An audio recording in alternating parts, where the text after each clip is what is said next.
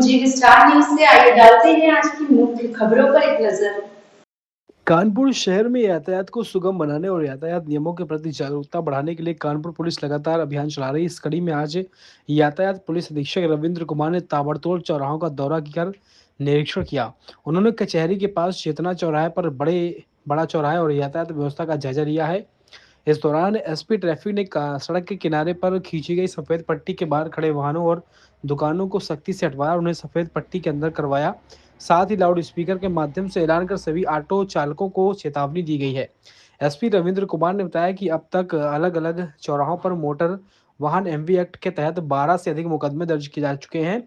इनमें वे ऑटो चालक और दुकानदार शामिल हैं जिन्हें कई बार चेतावनी दी गई है। इसके साथ साथ यातायात विभाग की राहगीर योजना के बारे में जानकारी दी गई। इस योजना के तहत सड़क दुर्घटना के पीड़ितों को समय पर अस्पताल पहुंचाने और उनकी मदद करने वालों को 25,000 रुपए के पुरस्कार के साथ राहगीर सम्मान से पुरस्कार किया जाएगा। पुलिस का कहना है कि आम नागरिक इस योजना में बढ़ चढ़कर हिस्सा लें, सड़क और दुर्घटनाओं में पीड़ितों की मदद करें।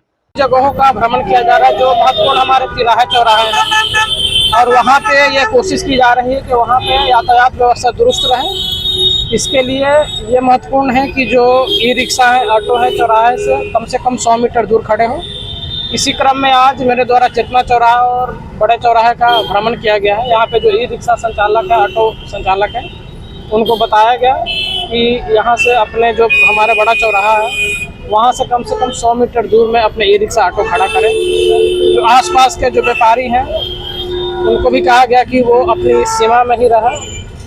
जो व्हाइट पट्टी है, अपनी गाड़ी अगर पार करनी है तो व्हाइट पट्टी के अंदर ही पार करें। जो हमारा मार्ग है, जो सड़क है, उसको बिल्कुल जो है फ्री रखें ताकि वहाँ पे यातायात सुगम हो सके और यातायात के जो नियम है उसका भी पालन हो सके और जो ई रिक्शा ऑटो है उनका व्यापार भी चल सके। इसी के संदर्भ में यहाँ पे आज भ्रमण मेरे द्वारा। अभी तक कोई कार्रवाई हुई है?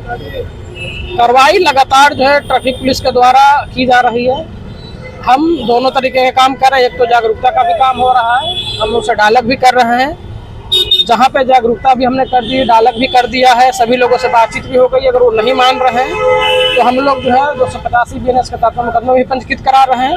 अब तक हम लोगों ने 12 मुकदमे अलग अलग जो हमारे तिराहा चौराहे हैं, जैसे घंटा घर हो गया, नवबस्ता, रामा देवी, परेड चौराहा, यहाँ पे हमने मुकदमे पंजीकृत कराए हैं। जो लोग नहीं मानेंगे उनके ऊपर हमें फिर मुकदमा पंजीकृत करा रहे हैं और आगे भी कराते रहेंगे। राहगीर योजना जो है भारत सरकार की योजना है जिसमें अगर कोई भी व्यक्ति, अगर आप जा रहे हैं कहीं देख रहे हैं कि अगर कोई एक्सीडेंट से पड़ा हुआ व्यक्ति है, घायल है, तो उसको जो है तत्काल आप अपने नज़दीकी अस्पताल में आप वहाँ पे आप पहुँचाएँ। पहले ऐसा होता था कि लोग इसे झिझकते थे क्योंकि जो लोग ले जाते थे उनसे तरह तरह के पुलिस के द्वारा, हॉस्पिटल के द्वारा सवाल जवाब किए जाते थे। लेकिन अब सरकार के द्वारा ऐसी स्कीम लाई गई है जिसमें उनसे किसी भी प्रकार का कोई पूछताछ नहीं किया जाएगा, उनकी कोई सिविल या क्रिमिनल लायबिलिटी फिक्स नहीं की जाएगी।